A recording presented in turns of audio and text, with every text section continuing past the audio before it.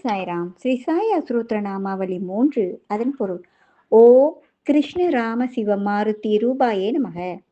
எந்த ரூபத்திற்கு நீ நம்பிக்கையாய் வழிபாடு செய்கிறாயோ அந்த ரூபத்தில் உனக்கு அந்த நம்பிக்கை கொஞ்சம் கூட தளராமல் மேலும் வலுவூட்டுமாறு நான் செய்கிறேன் என்று கிருஷ்ண பரமாத்மா அவர்கள் பகவத்கீதையில் சொல்லி இருக்கிறார்.